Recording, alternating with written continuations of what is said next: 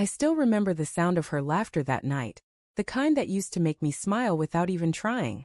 But at her sister's wedding, when she caught that bouquet and turned to me with that bright smile, I had no idea I was just weeks away from losing everything. Started as one of those perfect days. The venue was gorgeous. Fairy lights over an open garden, soft music, the smell of roses everywhere. My wife, Emma, looked stunning in her emerald green dress. We'd been married for 5 years, and though things weren't perfect, I thought we were steady, comfortable.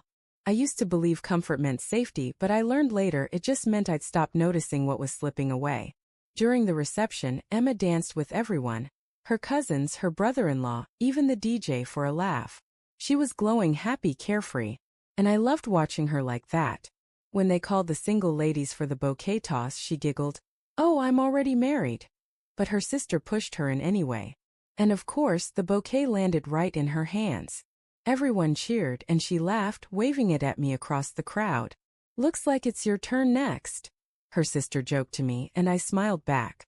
If only I knew the irony of that moment, that I'd soon be the one catching something.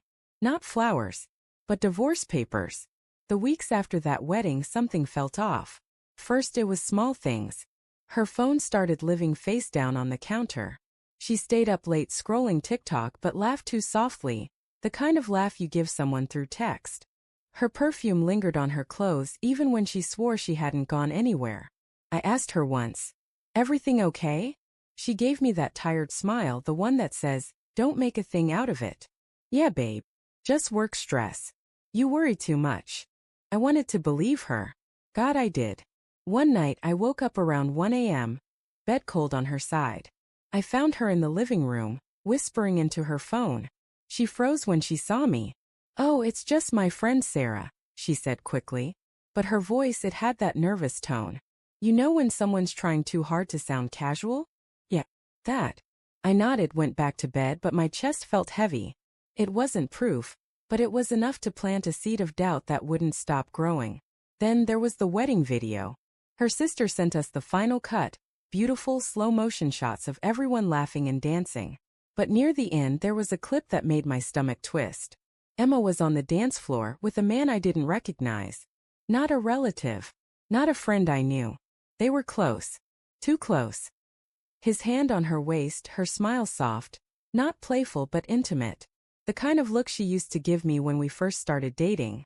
I paused the video, replayed it, over and over. My throat went dry.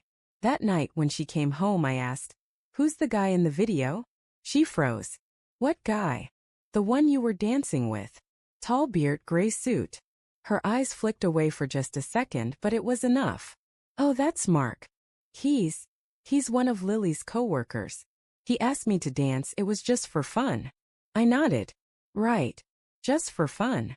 But something broke in me then. The trust. The ease. Everything felt wrong. I didn't sleep that night. I checked her social media. Nothing suspicious. But I remembered she had a second phone. A work one. So when she showered the next morning I checked. And there it was. Text after text. "I miss you. Last night was amazing. I can still smell your perfume." From Mark's speech balloon. I felt my chest cave in. My hands shook as I scrolled, reading every word that ripped another piece of me apart. They'd been seeing each other for months. She met him at her sister's office party. Said I didn't make her feel wanted anymore. Said she felt alive again. Alive again. When she came out of the shower, towel in her hair, she froze seeing me holding her phone. "Emma," I said quietly, "how long?" Her mouth opened but no sound came out. She just sat on the bed, eyes wide. "I asked you a question," I said, my voice breaking. "How long?" Tears welled up, but she didn't deny it. "I didn't mean for it to happen, Josh. I was lonely. You were distant. It just happened." I laughed, not because it was funny, but because it was the only thing stopping me from screaming. "So this is my fault? You cheat and it's because I didn't what? Hold your hand enough." She started crying, saying she was sorry that she'd end it. But I was already gone. Not physically, but somewhere inside, the part that loved her died right there on that bedroom floor. I moved out the next day. No big scene. No screaming. Just quiet. Cold. Final. A week later, An envelope arrived at my new apartment. Divorce papers. No note. No message. Just her signature at the bottom. And I couldn't help but laugh through the bitterness. She caught a bouquet, the symbol of love, commitment, new beginnings, and I caught the papers that ended ours. It's funny how life works. One moment you're planning forever, and the next you're signing it away.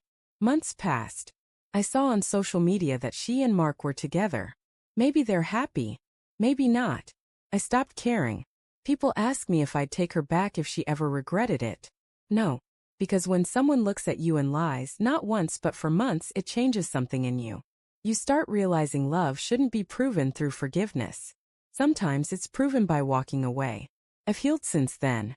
Slowly. Quietly. But every time I see a wedding bouquet being tossed on TV or at a friend's ceremony, I can't help but smirk a little. Because while she caught her bouquet, thinking it meant new beginnings, I caught the truth. And in the end, that's what really set me free.